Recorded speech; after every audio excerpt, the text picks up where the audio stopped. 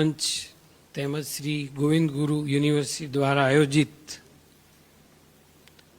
આજના આ કાર્યશાળા કાર્યક્રમમાં મારી સાથે સ્ટેજ પર ઉપસ્થિત આદરણીય નીરજાબેન ગુપ્તા મેડમ, પૂર્વ કુલપતિ ગુજરાત યુનિવર્સિટી,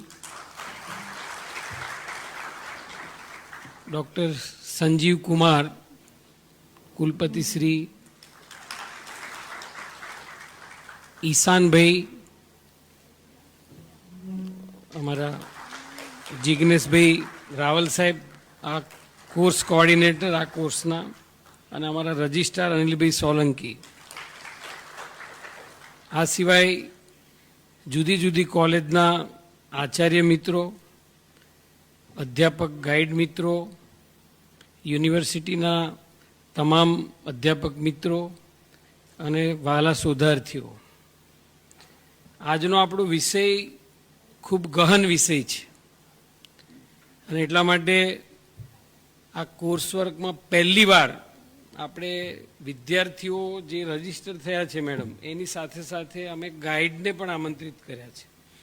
બધા ગાઈડ નથી આવી શકતા કારણ કે કોલેજીસની અંદર ટીચિંગ પણ ચાલુ છે, એટલે દરેક કોલેજના પ્રતિનિધિ સ્વરૂપ 2-3 ગાઈડ પણ આ કાર્યક્રમમાં આપણી સાથે જોડાયા છે. આ કાર્યક્રમને આપણે યુટ્યુબમાં લાઈવ કર્યો છે, જેથી કરીને જે ગાઈડ મિત્રો અને જે વિદ્યાર્થી મિત્રો અહીંયા ફિઝિકલી આવી નહીં શક્યા એવા લોકો આ કાર્યક્રમને માણી શકે. કાર્યક્રમનો વિષય ખૂબ ગંભીર ગહન છે, સંશોધનમાં રાષ્ટ્રીયતા. હવે જ્યારે આપણે સંશોધનમાં રાષ્ટ્રીયતાની વાત કરવી હોય ત્યારે આપણે અખંડ ભારત અને ભારતીયતા આને સમજવી જોઈએ. આપણે બધા જાણીએ છીએ કે અખંડ ભારતમાંથી અનેક જે રાષ્ટ્રો છે એ છૂટા પડ્યા. 1877માં અફઘાનિસ્તાન છૂટું પડ્યું, 1904માં નેપાળ, 1914માં તિબેટ, 1937માં બ્રહ્મદેશ, 1947માં પાકિસ્તાન અને ત્યારબાદ બાંગ્લાદેશ, 1962માં અક્ષય ચીન. તો મા ભારતીને આ રીતે ભાગલા પાડીને તેની સુરક્ષાને જોખમમાં મૂકવાના અનેક પ્રયાસો થયા, એના આપણે સૌ સાક્ષી છીએ. એ પછી પુલવામા હોય કે કારગિલનું યુદ્ધ હોય, તો આવા બધા પ્રયાસોના આપણે સૌ સાક્ષી રહ્યા છીએ. ભારતીયતા મુજબ વિકસિત રાષ્ટ્ર કોને કહેવું? તો જે રાષ્ટ્રની અંદર જીવનના ઉચ્ચ મૂલ્યો હોય, સાંસ્કૃતિક ધરોહરની જાળવણી થતી હોય, રાષ્ટ્રીયતા સર્વોપરી હોય, ઉત્તમ શિક્ષણ અને આરોગ્યની સેવાઓ ઉપલબ્ધ હોય, લેટેસ્ટ ટેકનોલોજી અવેલેબલ હોય, આત્મનિર્ભરતા હોય, સામાજિક સમરસતા હોય, પર્યાવરણની જાળવણીની વાત હોય, સ્વ અને કુટુંબનો સુવિચાર હોય, અને આ ઉપરાંત માળખાકીય સુવિધાઓ મજબૂત રીતે ઉપલબ્ધ હોય, તો એ એક વિકસિત રાષ્ટ્ર ગણાય. હવે આપણને એવું થાય કે અખંડ ભારત, આ ભાગલા, એની કેમ વાત કરવી? તો મિત્રો, મારે આપ સૌના ધ્યાનમાં લાવવું છે કે અખંડ ભારતમાં આ જે મેં બતાવ્યું એ બધું જ હતું. થોડું ઉદાહરણથી સમજીએ તો ભારત છે સૌથી સુરક્ષિત રાષ્ટ્ર હતું એની કુદરતી સીમાઓના કારણે. જ્યારે અખંડ ભારત હતું ત્યારે પર્વતો, હિમાલય જેવા પર્વતો અને મહાસાગરો, આ એની બાઉન્ડ્રી હતી જેને કોઈ ભેદી ના શકે. આ ભાગલા પડ્યા છે એ જમીન તો લોકો એનો પગ મૂકવા માટે ઉપયોગ કરે છે, આપણા પર આક્રમણ કરવા માટે ઉપયોગ કરે છે.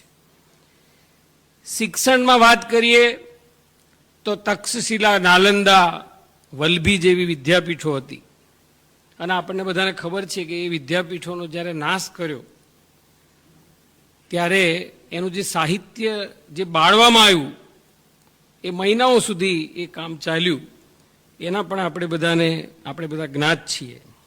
આરોગ્યની વાત કરીએ તો ચરક, સુશ્રુત, ધન્વંતરી, બાણભટ્ટ અને અશ્વિની કુમાર જેવા વૈદ્યો આ દેશે આપ્યા છે. આપણા અનેક સ્થાપત્યો એવું દર્શાવે છે કે અખંડ ભારતમાં ઉચ્ચ ટેકનોલોજી વિદ્યમાન હતી. હડપ્પા અને મોહેંજો-દડો, ધોળાવીરા, અશોક સ્તંભો અને અજંતા ઇલોરાની ભવ્ય ગુફાઓ આની સાક્ષી પૂરે છે. ભારતમાં સ્થાપત્યના મૂળમાં ઇતિહાસ, સંસ્કૃતિ અને ધર્મ હતું. ભારતમાં પરિવહન અને સંદેશા વ્યવહારની પણ ખૂબ સારી સુવિધાઓ હતી. મોટા ભાગનું પરિવહન જે છે એ દરિયાઈ માર્ગે થતું હતું. ભારતમાંથી અનેક ચીજ વસ્તુઓ જેવી કે મસાલા, કાપડ, રત્નો અને આભૂષણો, ચંદનના લાકડા, સુગંધિત દ્રવ્યો આ બધી નિકાસ થતી હતી. ભારતની સંસ્કૃતિએ હજારો વર્ષના ચિંતન અને અનુભવોનું પરિણામ છે. ભારતીય સંસ્કૃતિના મૂળમાં માનવતા, સહિષ્ણુતા અને એકતા રહેલી છે. મિત્રો, આપણે જાણીએ છીએ કે ઇજિપ્ત, રોમ, ગ્રીસની પ્રાચીન સંસ્કૃતિઓ મટી ગઈ, પણ ભારતની સંસ્કૃતિ આજે પણ જીવંત છે અને વિશ્વને માર્ગદર્શન કરવા માટે સક્ષમ છે. શ્રીમદ ભાગવત ગીતામાં આપણને અહમ બ્રહ્માસ્મિ એવું વચન ભગવાને આપ્યું છે. આપણા ઋષિમુનિઓએ વસુધૈવ કુટુંબકમનો વિશ્વને સંદેશ આપ્યો છે. મિત્રો, ભારતના સુવર્ણકાળ ઉપર આપણે એક નજર કરીએ તો 10મી સદીમાં આપણો જે જીડીપી છે એ 32.08, એટલે કે ભારતનો જીડીપીમાં ફાળો 1/3 હતો વિશ્વની અંદર. ઇસ્લામિક આક્રમણ પછી આપણો જીડીપી ઘટીને 24% થયો. 1857માં જ્યારે પ્લાસીનું યુદ્ધ થયું ત્યારે આપણો જીડીપી 23% હતો અને 1950માં જ્યારે આપણે આપણું બંધારણ અમલમાં લાવ્યા, આપણું રાષ્ટ્ર પ્રજાસત્તાક બન્યું, ત્યારે આપણો આ જીડીપી ઘટીને 2.4% જે થઈ ગયો. પુરાતનમાં ભારત રોમનો વ્યાપાર એ કેરાળાથી બહુ મહત્તમ દરિયાઈ માર્ગે થતો હતો. હાર્મોપોનલ જહાજ કે જેની કિંમત 2471 એકર જમીન ખરીદી શકાય તેટલી કિંમત, આ જહાજ એ ભારત પાસે હતું. વૈશ્વિક સ્તર પર ભારત ફેલાયેલું હતું.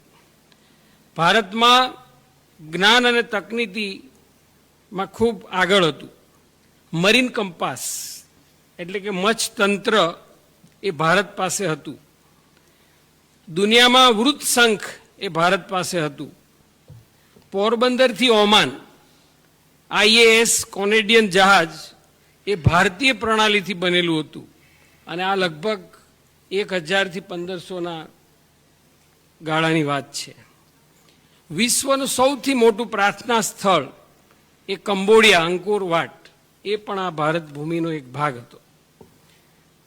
આપણે બધા જ જ્યારે પણ દિલ્હી જઈએ છીએ, કુતુબ મિનાર પરિસરમાં જઈએ છીએ, તો ત્યાં 1000 વર્ષથી અડીખમ ઉભેલો લોહ સ્તંભ કે જેની પ્યોરિટી 98% છે. શું મિત્રો, ભારતમાં ટેકનોલોજી વગર આ બનાવવું શક્ય છે? એટલે આ બધી વસ્તુઓ એ આ પૂર્તતા કરે છે, એની સાક્ષી પૂરે છે કે ભારત ટેકનોલોજીથી સમૃદ્ધ હતું. 2900 વર્ષ પહેલાં ઝીંકની ખોજ એ ભારત દ્વારા રાજસ્થાનના જાવરામાં થઈ હતી. 350 વર્ષ પહેલાં શિવાજી મહારાજના શાસનમાં રાયગઢના મેદાનમાં 6 ફૂટ ઊંચાઈના ચબૂતરા બનેલા છે અને આ ચબૂતરા એવા છે કે હાથી ઘોડા સાથેનું સૈન્ય ત્યાં ઊભું રહી શકે. આવી વ્યવસ્થા શિવાજી મહારાજના સમયમાં હતી. આપણા ભવ્ય સમ્રાંગણ સૂત્રધાર ગ્રંથમાં જર્મનના 7 લોકોએ પીએચડી કર્યું. વિખ્યાત લેખક અને ઇતિહાસકાર વોટર લખે છે કે સમ્રાંગણથી મિકેનિકલ ડિઝનીલેન્ડ બનાવી શકાય. મિત્રો, આ આપણી સમૃદ્ધિ હતી. રાજા ભોજના સમયનું યંત્ર વિધાનમ એ આધુનિક યંત્રશાસ્ત્રના સિદ્ધાંતોને સમાવે છે એટલું વ્યાપક હતું. આ બધી આપણી ધરોહર હિરાસતની ખેવના કરી અને આપણા આદરણીય પ્રધાનમંત્રીશ્રીના સફળ નેતૃત્વમાં આપણે ટેકનોલોજીમાં આત્મનિર્ભર થવા જઈ રહ્યા છીએ. એઆઈના યુગમાં ભારત માનવ વિઝન સાથે આગળ વધી રહ્યું છે, જેમાં એઆઈ માત્ર યંત્ર નથી પણ એક માનવ કલ્યાણનું સાધન છે. આ આપણી ભારતીય ફિલોસોફી છે. ભાષિણી જેવા સાધનો દ્વારા આપણે 22 ભારતીય ભાષાઓ વચ્ચેના અવરોધોને તોડી રહ્યા છીએ, જે આપણને શ્રેષ્ઠ ભારતના વિઝનને સાકાર કરવામાં મદદરૂપ થશે. અંતરિક્ષ વિઝન 2047 હેઠળ ઈસરોએ 9 મુખ્ય લક્ષ્યાંકો નિર્ધારિત કર્યા છે. 2028 સુધીમાં ભારતીય અંતરિક્ષ સ્ટેશનનું પ્રથમ મોડ્યુલ્સ લોન્ચ કરવાનું છે. 2027માં ચંદ્રયાન 4 દ્વારા ચંદ્રની માટી પૃથ્વી પર લાવવાનું લક્ષ્ય છે.